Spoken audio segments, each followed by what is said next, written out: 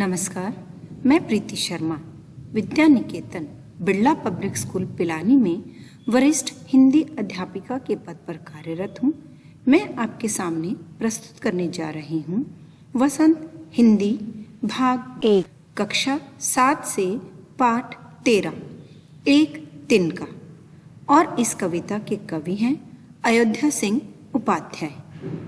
आज हम इस पाठ के भाग 1 में इस पाठ के उद्देश्य, पाठ का भावार्थ एवं शब्दार्थ जानेंगे।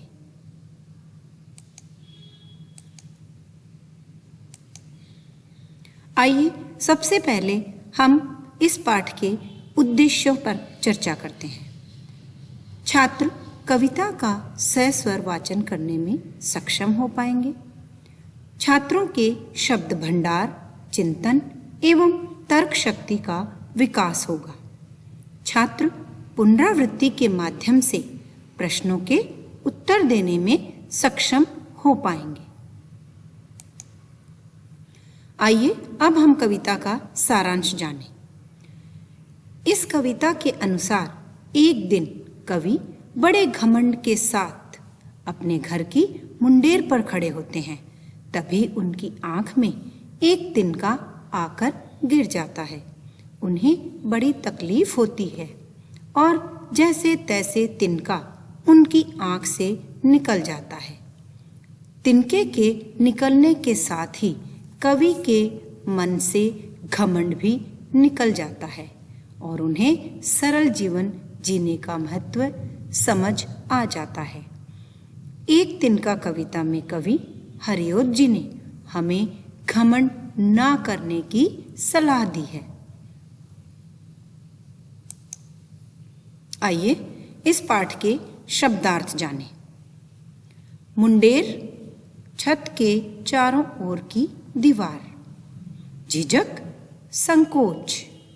ऐंठ, अकड़। घमंड, अहंकार। ताना, व्यंग्य। ढब, ढंग। मूठ, कपड़े से आंख को दबाने की क्रिया। आइए अब हम इस पाठ का भावार्थ जानें। मैं घमंडों में भरा ऐंठा हुआ, एक दिन जब था मुंडेर पर खड़ा। अचानक दूर से उड़ता हुआ, एक तिनका आंख में मेरी पड़ा। एक तिनका आंख में मेरी पड़ा। अर्थात कविता की इन पंक्तियों में कवि हरिओत जी अपने घर की मुंडेर यानी कि छत पर खड़े होते हैं घमंड में भरे हुए। तभी अचानक उनकी आंख में कहीं दूर से उड़कर एक तिनका आकर गिर जाता है। मैं झिझक उठा हुआ बेचैन सा, लाल होकर आंख भी दुखने लगी। मूठ देने लोग कपड़े की लगे, ऐंठ बेचारी दबे पांवों भगी। अर्थात कविता की इन पंक्तियों में कवि ने आंख में तिनका गिर जाने के बाद अपनी हालत का वर्णन स्वयं किया है। कवि कहते हैं कि आंख में तिनका चले जाने से उन्हें बड़ी ही बेचैनी होने लगी। उनकी आंख दुखने लगी और लाल हो गई। लोग कपड़े की मूठ देकर उनकी आंख से तिनका निकालने की कोशिश करने लगे। ऐसा करने पर उनका घमंड और ऐंठ चूर होकर चुपचाप भाग गए। जब किसी ढब से निकल तिनका गया, तब समझने यों मुझे ताने दिए। ऐंठता तू किस लिए इतना रहा, एक तिनका है बहुत तेरे लिए।